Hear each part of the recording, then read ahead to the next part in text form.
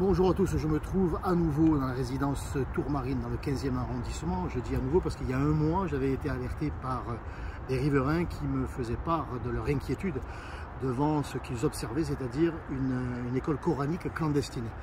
Ils avaient contacté la mairie de secteur, la mairie de Madame Gali, ils avaient contacté la mairie de Marseille, M. Payan, la préfecture de police, pas de réponse d'aucune de ces institutions. Ce qu'ils ont fait, ils ont contacté Stéphane Ravier. Et Stéphane Ravier, il est venu et puis il a constaté effectivement qu'il y avait une école coranique. Alors elle est derrière moi, enfin, ce qu'il en reste, parce que j'ai utilisé mon temps pour, j'allais dire, remuer un petit peu tout ça. J'ai alerté les institutions, puis j'ai alerté la presse.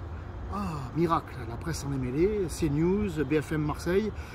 Et bien voilà, un mois après, derrière moi, ce qu'il reste de l'école coranique, parce qu'elle est en train d'être démontée. Voilà, quand on agit, quand vous avez des élus qui se battent, eh bien cela a des résultats. Il y a deux sortes d'élus, hein, ceux qui collaborent, ceux qui inaugurent les mosquées, ceux qui estiment que, ma foi, la France change de visage et que l'on doit s'y faire. Eh bien moi je ne m'y fais pas. Voilà. Donc il y a ceux qui collaborent, il y a ceux qui résistent et qui passent à la contre-offensive. Ça donne ce résultat positif. C'est une belle victoire.